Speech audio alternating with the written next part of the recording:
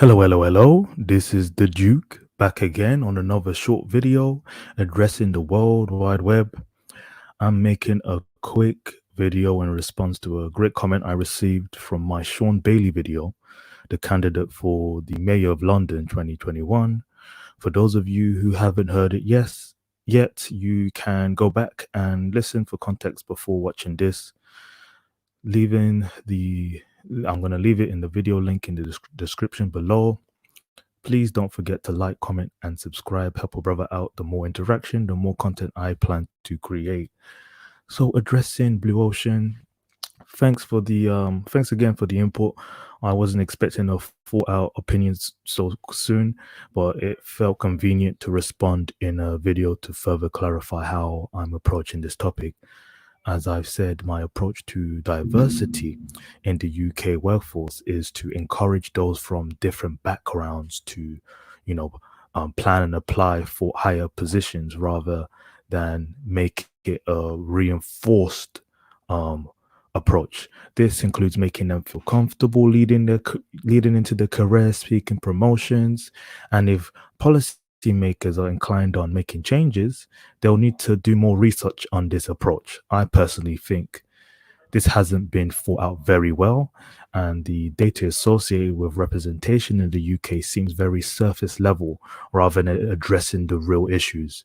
When we talk about higher positions, as I said in the previous video, it takes from 25 years on average to reach the top three positions, CEO, COO, of the executive level compared to the general staff role. And diversity in the UK has only spiked in the last 30 years. So I really focus on a lot more context in which trends are naturally changing. And if there's any form of systemic oppression preventing and marginalizing certain groups, then we can address it first before we create an incentive without a thought out plan.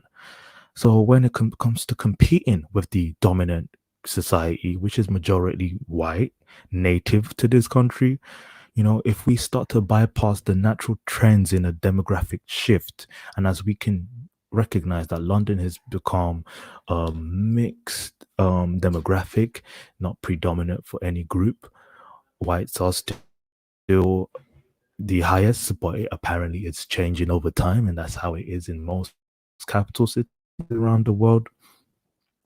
And where are we overrepresented in or underrepresented in different fields is a very important thing to raise. We tend not to acknowledge how long we've had diverse boardrooms or just the general stuff in healthcare system, in sports, in media, in on campuses around the country. Apparently, people of color, BAME communities, Asians, especially Black British, tend to overrepresent in comparison to the general population and are more likely to pursue higher education than the white working class, who are still the majority in comparison to the minority groups. And when I read through your comments, let me just go through it just to help the viewers as well. But thank you for your input again. So, as you said, I didn't presume his emphasis. So you referring to Shaun Bailey. You didn't presume his emphasis implied a desire to inject policy leading to meritless promotions. UK business continues to suffer with issues of systemic exclusion that ultimately harms our businesses in terms of global competitiveness. That's a good point to make. I feel like I addressed it slightly. I do believe that diversity, the term itself, shouldn't be misconstrued with every other form of diversity of thought, diversity in regional, when it comes to where each applicant comes from, language, so linguistics, which you brought up in your comment. But I just want to acknowledge that this isn't how the approach is taken, and that's why I've also brought up the article to Shaun Bailey's policy ideas. I'm just gonna find it here. 1 second. Hope I haven't missed it yet.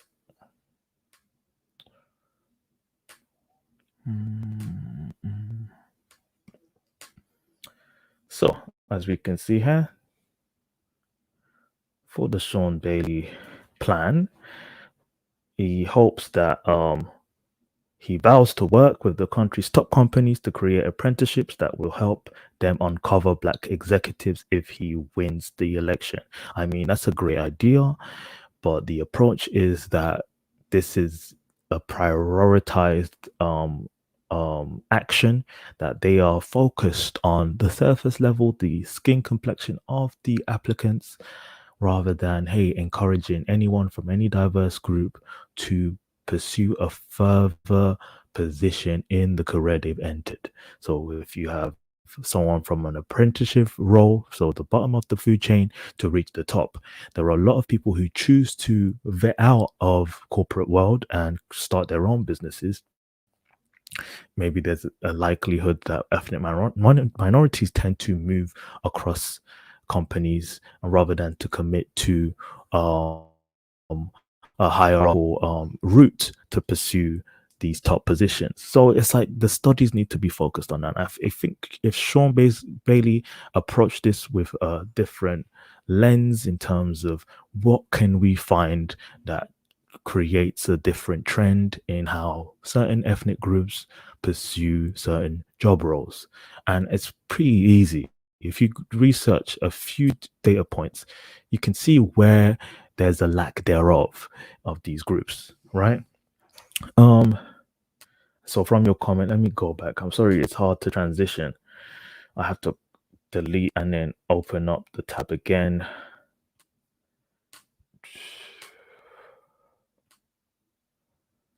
So as you were saying, I'll just quickly skim through what you've said. My own company saw a year-on-year COVID era rise of almost 82% in revenues on the back of extremely diverse leadership committed to and being remarkably comfortable with opening up new markets internationally. And that's a great point to make.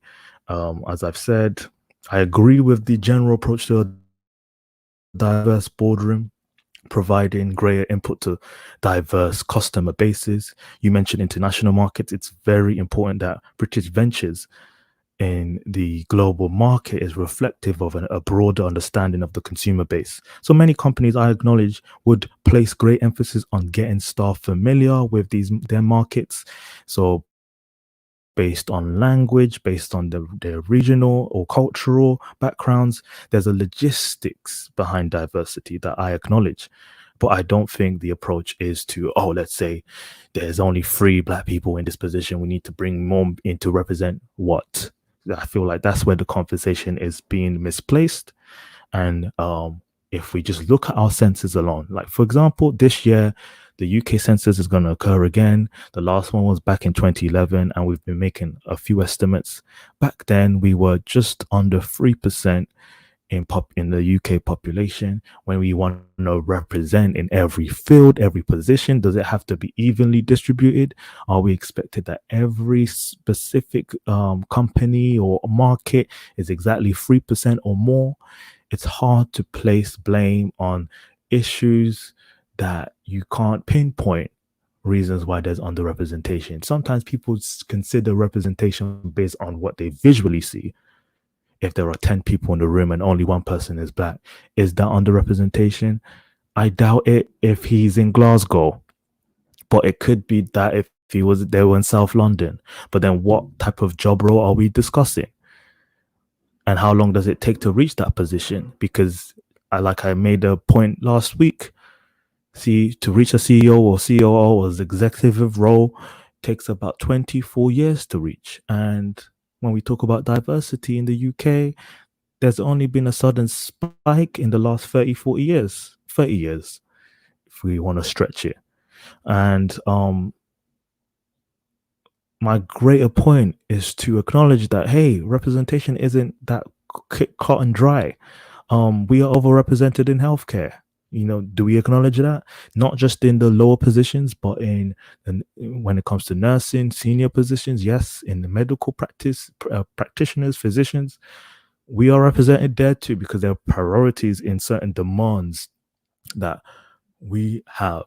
There are natural trends in demographic changes, and it takes time. So when we start placing emphasis on making sure there are black people in higher positions, We need to study these demographic changes and whether there's any barriers preventing these rather than creating a boogeyman of racism. I believe racism exists, but in the UK, the perspective is very different to 1950s southern US or even just the US in general.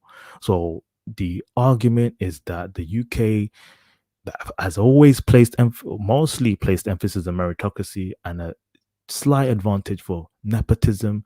Race is now being played into a part, and we assume that, especially in London, that's a struggle. I doubt that. I mean, I was gonna place Tats. I've read through your whole comment in general. I agree with mostly what you said, but I feel like there's a ignored part of my point that people might miss. So that's why I even made this video to further clarify where I'm coming from. So I'm just gonna show you from that article I posted. There was a small study being done, and I feel like people are neglecting to notice. For example, when it comes to the point that was raised. For the first time in 6 years, there are no black CEOs, CFOs in these top 100 companies. 6 years. So are we saying previously there were a lot more, or there was one at least, or we're keeping count then, right? Out of 100. And okay, fine. There's a approach to it. And then I read on, it mentions some points, and then it led on to say that only 10 out of 297 people in the three top leadership positions do not identify as white. So 10 out of 297. And now think about it, only 297 positions, that are labeled executive roles in the top 100 London companies in total. That's everyone. I mean, to be honest, that's a small number in terms of how we place emphasis on position, is to not acknowledge how competition works in the workforce and how many people have waited for their turn, or how much work that's been put into it, and the natural trends in demographic shifts. We can't ignore that. As I've said again, on average 24 years to reach that position. And how long have we have that much diversity in UK companies? Have they placed a lot of work and effort into diversifying other positions? Yes, and that's why it hasn't been acknowledged in this article, because data shows we are represented well in many of these companies, just not in the top positions. And I'm convinced that it will take time and we will get there. But when it's reinforced, when it's bypassed based on policies and bureaucracy and encouraging more apprenticeships for certain ethnic minorities, almost a version of affirmative action or positive discrimination, I think that's a problem. So I did a calculation just to my point clearly and straight. If you look at just a simple calculation, out of those 10 out of 297, right? BAME, so black or Asian or other ethnic minorities, right? Okay, that's fine.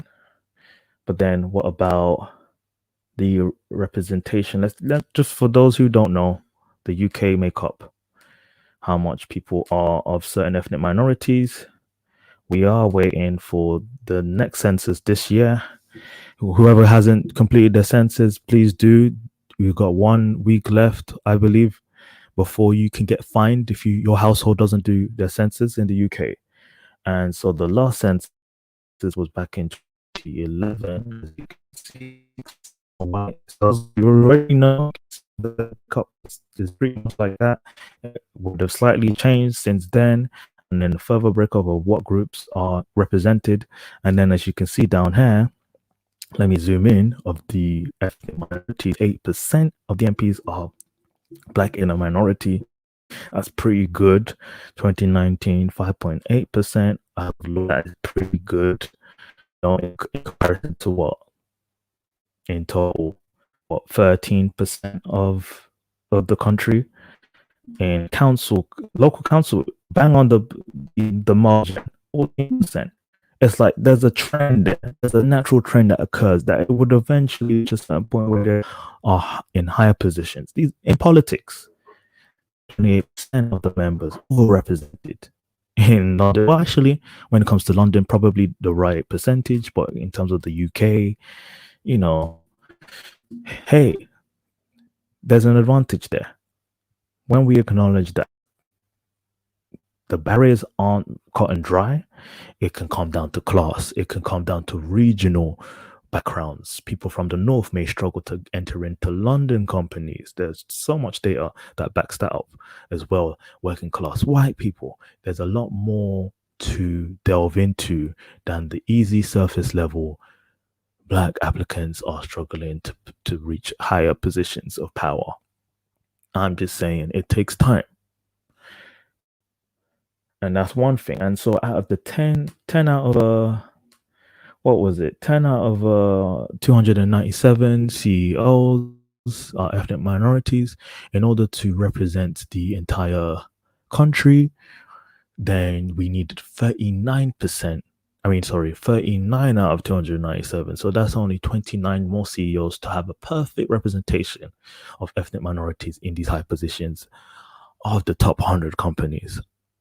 Great, but is it convenient to reach that exact number, or can we acknowledge that given time, given more study on where the trends are, we will see a change rather than emphasizing on seeing these faces in these boardrooms where maybe it doesn't fit a purpose. If it fits a purpose, then it's perfect. Just like in the political sphere, it fits the purpose when it represents the constituents of the countries and those of UK in general.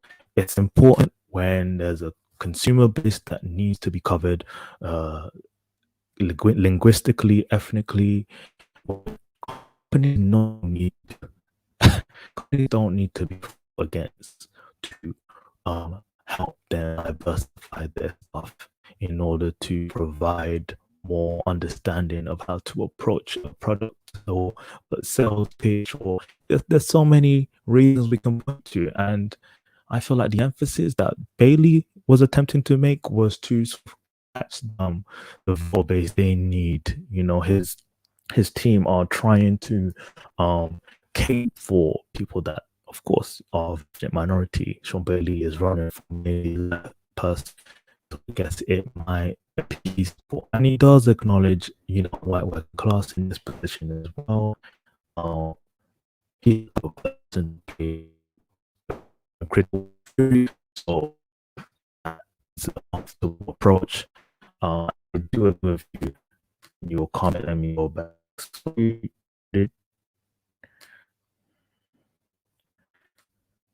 So just to end with your comment,